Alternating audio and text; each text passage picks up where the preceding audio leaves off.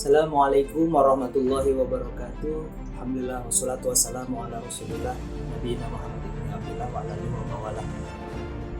Sengaja nih membahas pola ketujuh dalam kitab model kebangkitan umat Islam karya Syekh Majid Irsad Al-Kilani, karena di pembahasan pola ketujuh dalam kebangkitan Islam ini itu dikatakan jika islah tidak dilakukan secara bertahap atau tadaruj, tanpa spesialisasi, khusus dan pembagian peran, maka dipastikan akan menuai kegagalan dan kehancuran. Oleh karena itu tidak cukup hanya dengan soleh saja, tetapi kita harus ada yang namanya secara tadaruj, bertahap, ya. Ada spesialisasinya. Nanti santri, nanti pemuda Islam, kader-kader Muslim yang masih muda ini ditempatkan di mana? Ditempatkan di militer, ditempatkan di politik, ditempatkan di ilmu pengetahuan dan teknologi, ditempatkan di bidang ekonomi syariah dan lain sebagainya. Itu memang harus dipersiapkan untuk membangun sendi-sendi dari peradaban atau yang biasa kita sebut sebagai role model peradaban Islam. Yang pertama bisa kita lakukan mungkin adalah berkaca dahulu dari perjalanan sejarah Islam, ya. Jadi bagaimana kalau kita sudah mengetahui sejarah, anak-anak kita, santri-santri kita, itu jadinya mereka bisa mengetahui bahwasannya tugas besar mereka dalam peradaban Islam ini apa? Tugas mereka di dalam visi dan misi Islam ini seperti apa? Tentu kan harus menarik timeline, garis waktu, garis sejarahnya dari mana? Nah, tentu kalau misalnya orang yang belum sadar, maka santri-santri tersebut atau bahkan para asatidnya sendiri itu nggak sadar akan urgensinya itu pembebasan Al-Aqsa, ya, bagaimana memenangkan Islam, futuhat Islam, itu kejayaan Islam tidak akan terlintas di dalam benak mereka.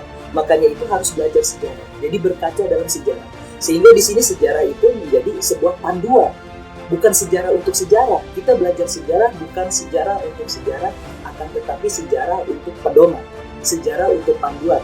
Bagaimana kita merumuskan visi dan misi Islam kita bersama.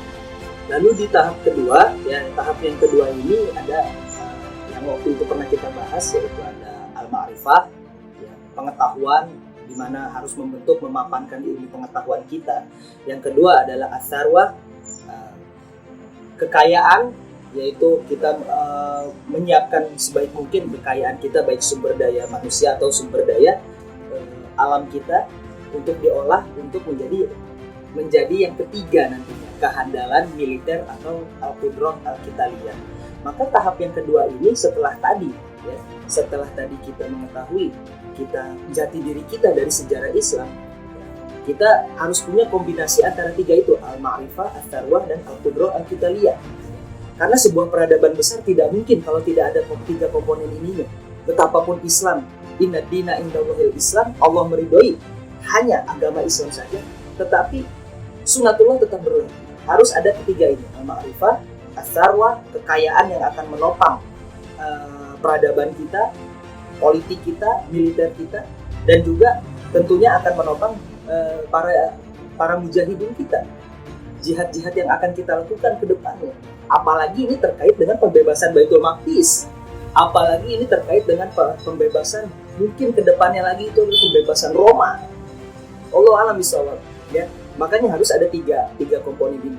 Maka sebenarnya santri-santri itu harus punya spesialisasi bagaimana caranya tiga komponen ini bisa disinergikan, dikombinasikan untuk memperkuat peradaban Islam. Nah, tahap yang ketiga ini adalah tahap peralihan dari kesadaran menuju implementasi lapangan. Jadi ditekankan di sini adalah membangun strategi dan menyiapkan sarana-sarana yang diperlukan untuk mendorong perjalanan masa kini untuk persiapan kemenangan yang akan datang. Nah, maka di sini sumber daya manusia dan sumber daya alamnya tadi itu, ya, baik as-sarwah, al-qudrah al-qitaliyah, dan al-ma'rifahnya itu sudah disinergikan sedemikian rupa, ya.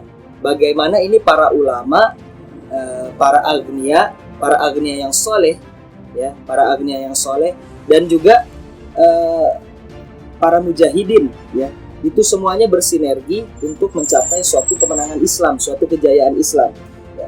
Karena memang di sini sumber daya manusia dan sumber daya alam itu memang sudah dianugerahkan oleh Allah untuk kemenangan orang-orang beriman, kemenangan kaum muslimin. Nah, tinggal kita mengolahnya, ya, tinggal kita mengolahnya seperti apa. Nah, maka di sini sifatnya sudah sangat strategis, ya, sudah bagaimana situasi dan kondisi. Maka dari itu harusnya memang yang menjaga atau selalu menjaga visi dan misinya di dalam perjuangan ini adalah para alim ulama. Ya, tidak bisa kalau selain mereka, karena mereka lah yang menjaga ideologi Islam itu mereka. Ya. Kecuali ya kalau misalnya ulama-ulama tersebut sudah jauh dari zuhud, sudah jauh dari Allah, sudah jauh dari Al-Quran dan Sunnah, ya itu kita harus beralih kepada ulama-ulama yang memang senantiasa istiqomah, ya, senantiasa zuhud, senantiasa terikat dengan Al-Quran dan Sunnah.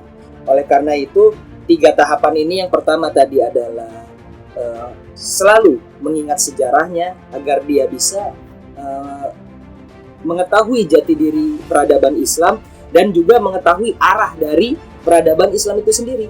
Jadi tahu nih, tidak mungkin visi dan misi Islam itu dirumuskan kecuali dalam proses menengok kembali kepada sejarah Islam. Lalu yang kedua itu ada yang pada kajian-kajian yang sudah kita bahas, yaitu ada al-ma'rifah, as-sarwah, al-qudrah, al-kitaliyah. Jadi pengetahuan-pengetahuan, ideologi-ideologi, gagasan-gagasan yang ada diramu oleh para ulama, ya, sambil mencetak kader-kader generasi Islah, generasi Robani, generasi Neo Sultan Salahuddin Al-Ayyubi, lalu juga para agnianya, ya, para agnianya ini harus yang sudah tersadarkan. Ya. Makanya as-sarwah ini, para pemegang kekayaan itu memang harus yang tahu bahwasannya visi dan misi Islam ini ada di tangan mereka juga, ya, tugas mereka juga. Lalu al-qudrah al-kitaliyah ini adalah perannya para pakar militer, para ahli militer, para mujahidin. Nah, para mujahidin sendiri ini harus senantiasa terikat, ya, dengan ideologi Islam, dengan visi dan misi Islam, ya, untuk kemenangan Islam di masa yang akan datang, untuk juga cita-cita kita semua pembebasan Baitul Maqdis dan Masjid Al-Aqsa dan seluruh Palestina. Wallahu a'lam bishawab. Mudah-mudahan kajian kali ini bisa membuka wawasan-wawasan kita untuk semakin memenangkan Islam. Wallahu a'lam.